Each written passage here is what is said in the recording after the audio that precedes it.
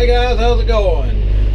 I'm on my way to do some bush hogging. I'm in the John Deere. I got the Batwing bush hog behind me, and going down the road about 30 miles an hour right now.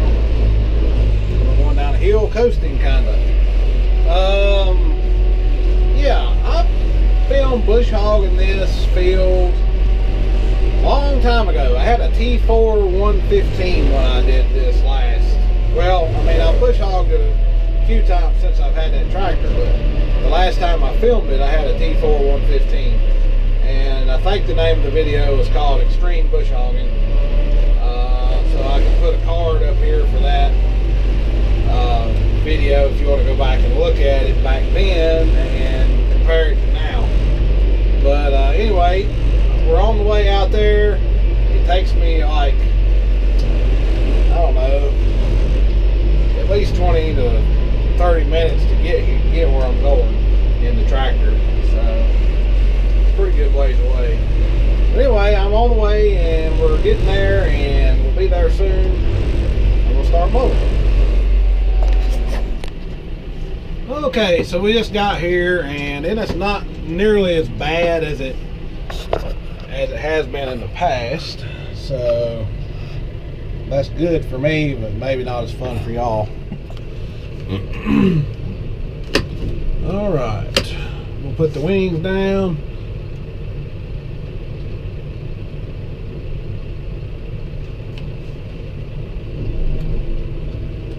I am not going to be running in 540E. I'm going to use regular 540. This machine takes quite a bit of power.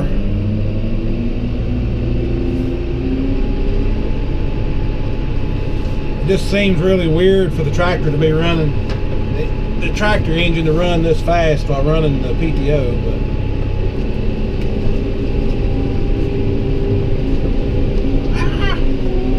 slow down, tractor. I had it in automatic mode, and the tractor took off like a rocket.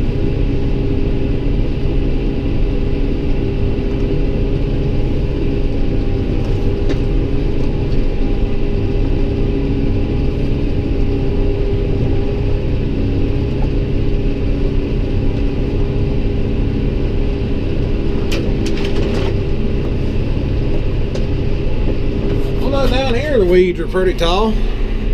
This is a whole lot bigger tractor than the T4 is, and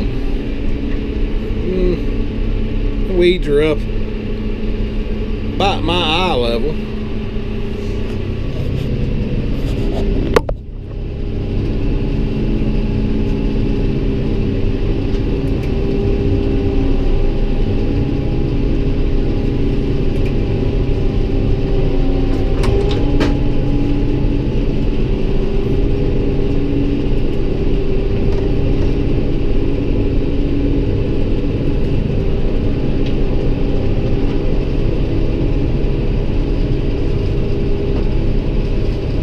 Found me a mowed path.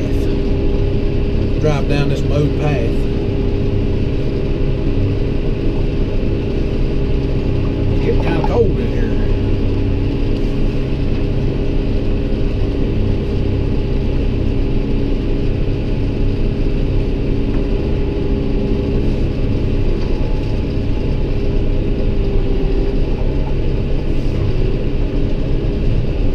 I believe a river's been up in here. River just to the right of me, but there's sand laying. It's like right over here is a river. It's quite a bit lower than I am. I don't know if you can see the water down there or not, but there's some sand laying up here where I'm at, and I'm a good 6 or 8 foot higher than the river is.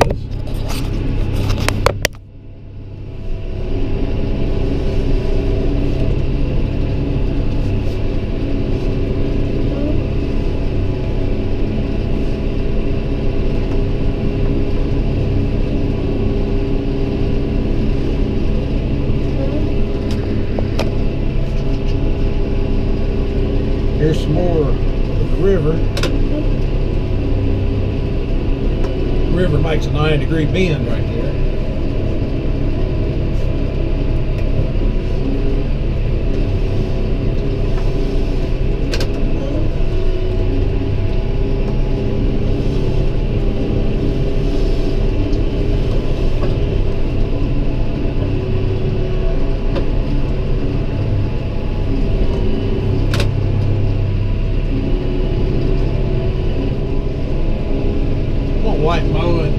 definitely do not like mowing along a riverbank because you can't tell how much is eroded under the riverbank, or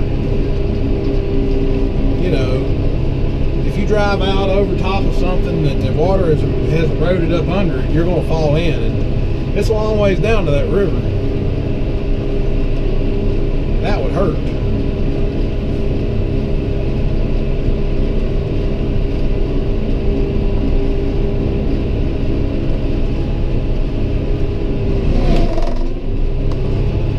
More sand sticking up right there.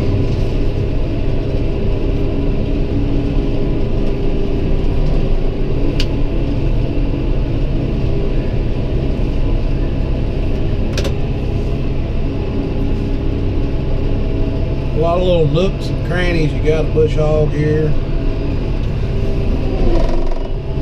Ups and downs. Ooh, you got a big old ditch eroded out right there. It's never been there before. Wow.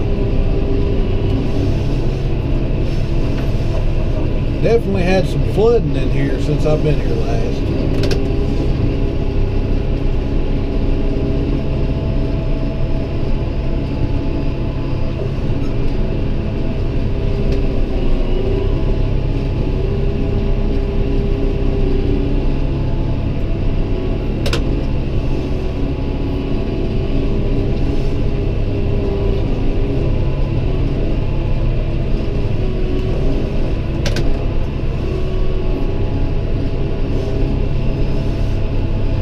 Bridge right over there to your left, backing up to it now. I think you can see it. Yeah, you can see it. I bet you the water was probably up, at least up to that bridge, maybe actually going over that bridge, and the bottom of it is about 6 foot off the water right now.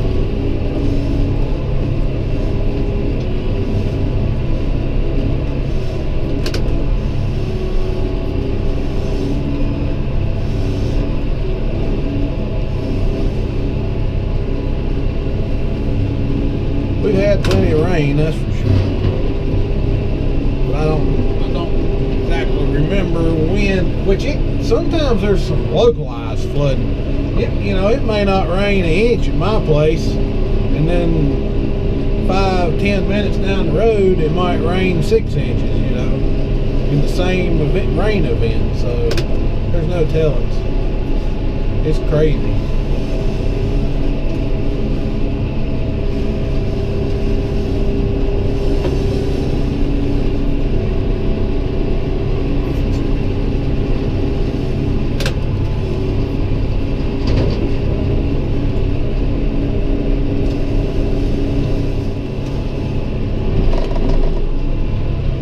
Guardrail right there somewhere. Right there it is.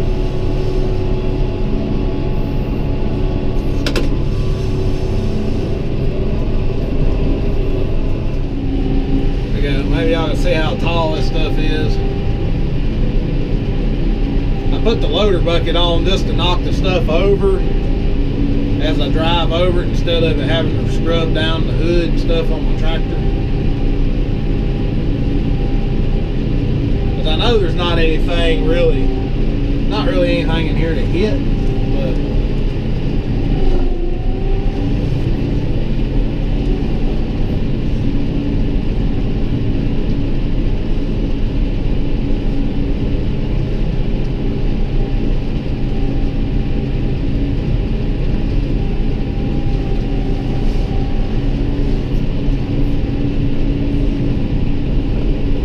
unless there's a tree fell over somewhere, which is highly possible. Hopefully not.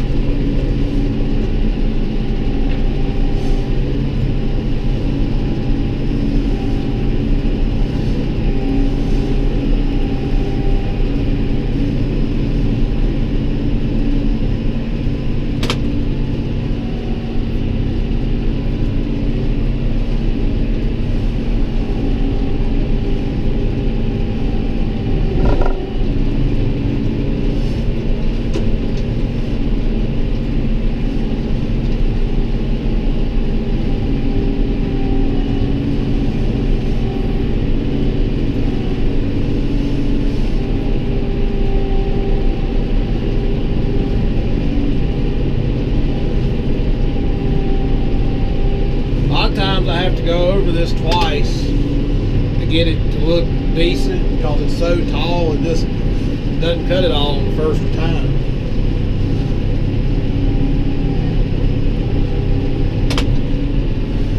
I get paid by the hour, so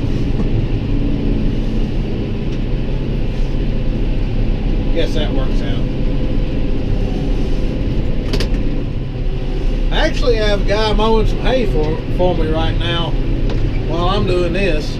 He's running the Massey Ferguson, pulling the disc vine. He's done a lot of mowing. He's never mowed for me before, but he mows for his dad all the time with a disc mower, a 3-point hitch mounted disc mower. This is his first time running a disc vine that you pull on a trailer type. But he seems to be doing all right with it. I checked on him a few minutes ago before I left.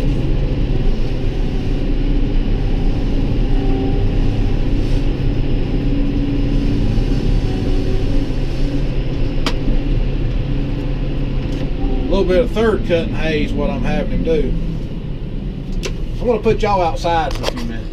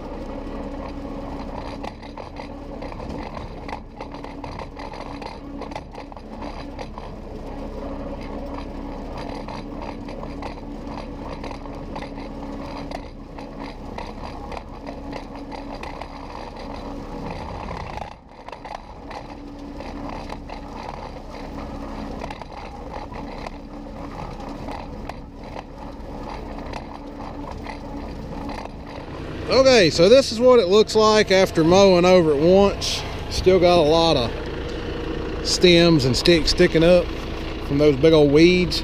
And things is they're pretty hardy. Got a big old stem. But anyway, I'm gonna go over it again for a second time, and it'll really clean it up a lot better and make it look a lot nicer. Well, I got a bucket full of weeds. I need to dump them out before I go home. I don't want them things growing at my place. Get back in here and go over it again. All right, we still bush hogging. We ain't done yet, but I was just thinking of something that I might ought to tell y'all. It's a tip for people that bush hog, maybe beginner bush hoggers, and some experienced bush hoggers if you've never thought about it. Let me get turned around here, but the sun's shining right in my face and y'all probably ain't gonna be able to see. But sometimes you're bush hogging in places you've never been before, or if you can't remember where something is. And typically when you're bush hogging, stumps are something that can cause a problem, not only with or even a big humongous rock.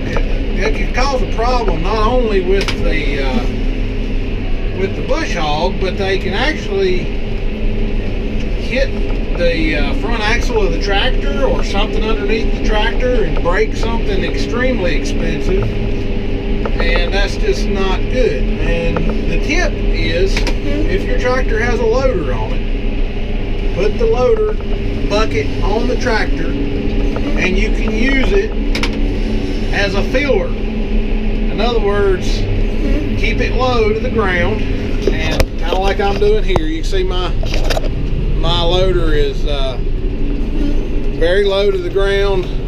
Actually, I've got it up a little higher than I did have it earlier, because I know there's nothing right here, but there is a stump up there that I can't ever remember where it is. And you put the loader bucket maybe 8-10 inches, a foot off the ground. You know, it depends on how uneven your land is. If it's really uneven, you don't want the bucket digging in. I normally keep the bucket tilted back, so if it does hit something, it'll hit it and glide up it.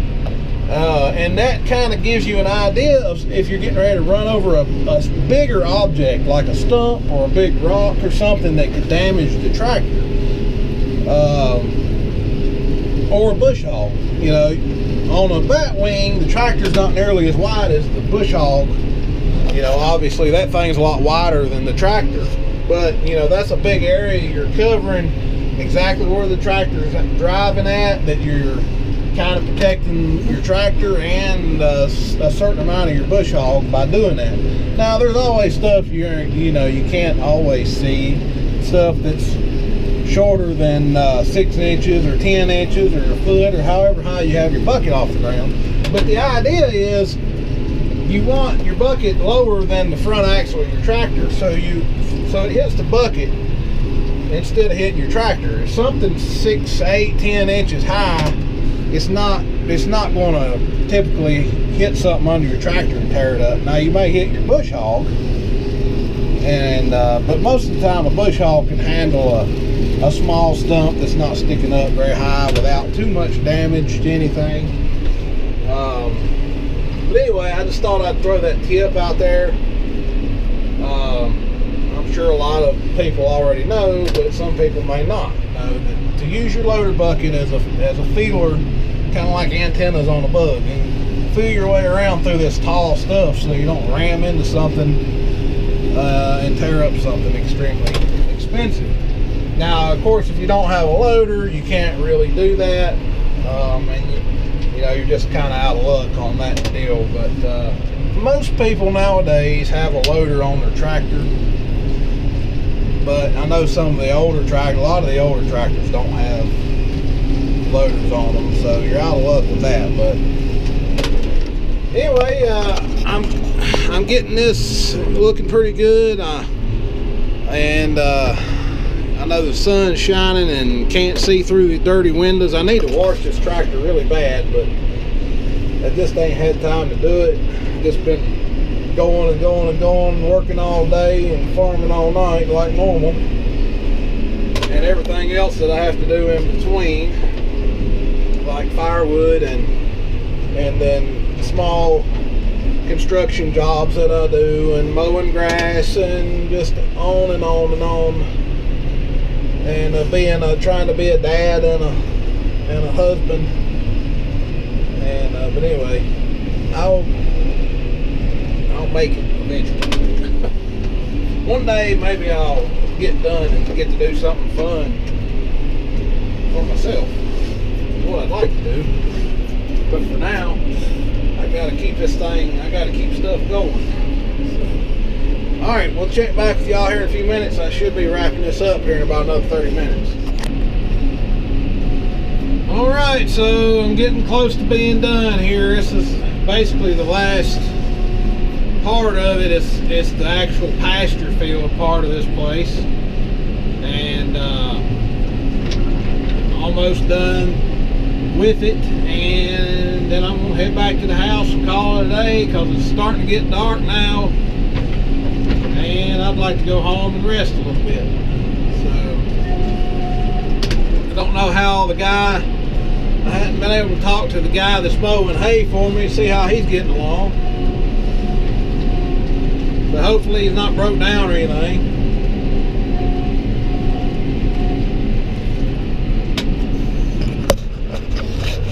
Put you back here. Got pokeberry bush on top of my bush hog.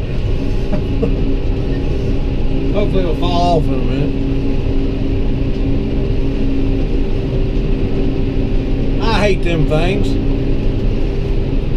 When we used to dairy farm and I'd shell corn in the later years, when I would shell corn, I did it for a couple years before I quit doing corn. Them dang pokeberry bushes would get in them cornfields, and they'd be hateful when you get them in had a whole new idea, corn sheller and corn picker. We had two different machines. One would pick corn, one shell it. Them dang bushes would get in your cornfield, and they would cause a lot of issues when you try to suck them into the corn head on that thing. Kind of nasty if you try to get out and get a hold of them and pull them out. They're kind of, I don't know, just kind of gooey.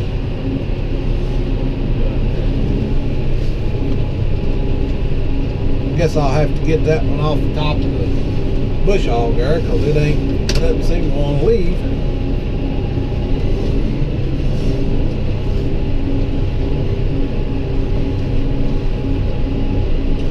I think there's a guy that keeps horses in this part of the field, so that's why there's bare areas, like eating down into all the way down to the dirt, basically. Not hardly any grass here, just weeds.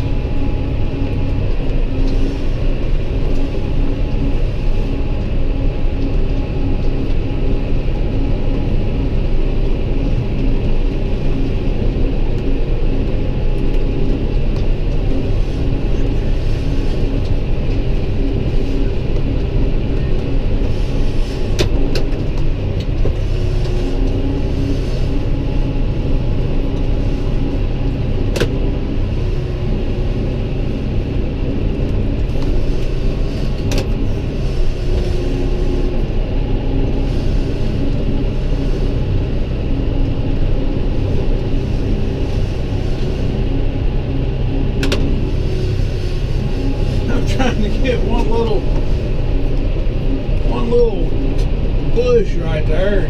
Drove all around it 10 times in a row. I finally got it.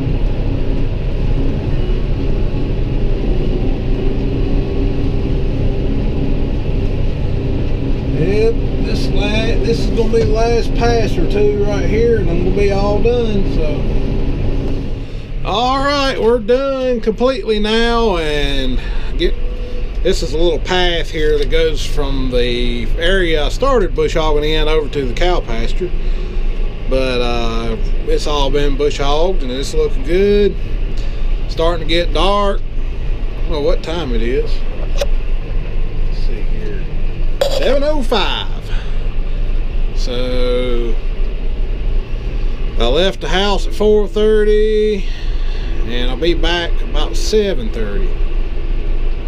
So it didn't take me as long as it normally does, but it wasn't as bad as it normally is. So anyway, this is where I went over it twice when y'all were watching, and there's a little hole right here I squeezed through. I need an arm mower right here to mow some of this back so I can get through here a little easier. But all of it looking pretty good now, so I'm getting ready to head to the house, eat some supper, and go to bed. I got hay to get up tomorrow, and we'll talk to y'all later. Have a good one.